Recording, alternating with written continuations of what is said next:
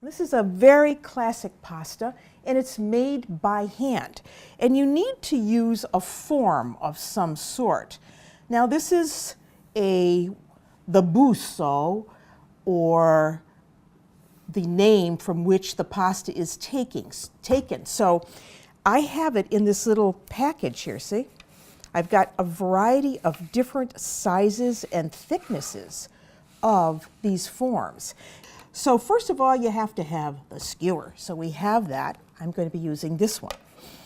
So the pasta is very simple.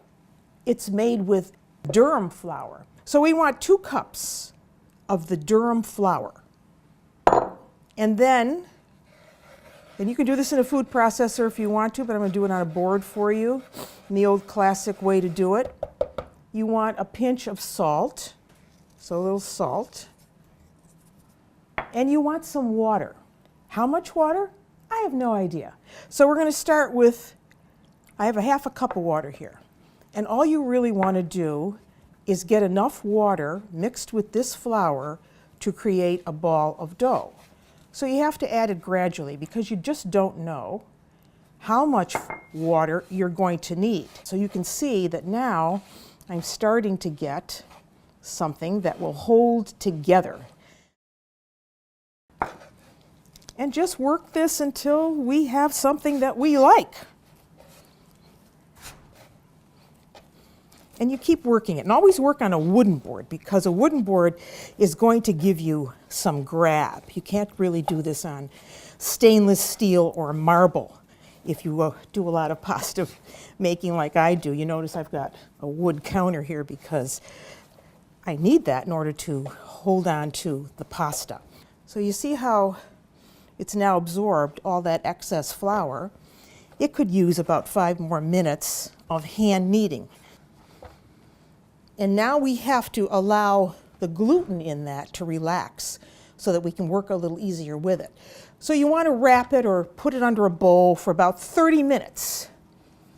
And here's one that we did a little earlier. And you can see the difference just in the color from this dough just relaxing a while. This is a lot softer. See how firmer this is? And this is a lot softer. So we put this on some flour with a bowl over the top, pinching off a small piece, see? Like that.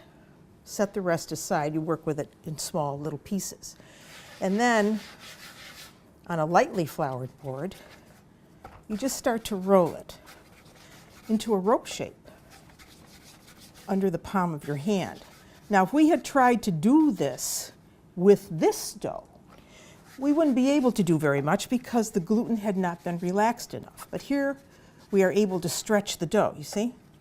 So once you have it like that, then I just put a little excess flour down on the board, and I just roll my rod around in that, and then I just kind of wipe that dough through it. And I stick the rod kind of like at an angle and wrap that end around.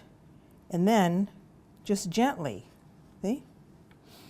Go around this, kind of keeping it on an angle, but not putting too much pressure on it. So let me do that again for you. So this amount of dough is going to make at least, I would say, about 3/4 of a pound. Again, if it comes apart, just put it right back over there. I know it seems fussy, but I tell you, it's really delicious when you put the sauce on with this. And then, you see? So here's a whole tray. That isn't even half the amount of dough that I use, but here they are. You can make them ahead of time and make your sauce, and then you can cook them. This is best to cook the day that you make them, because when they dry, they become very, very hard, and then they really don't cook very well. So you really have to cook them the day that you make them.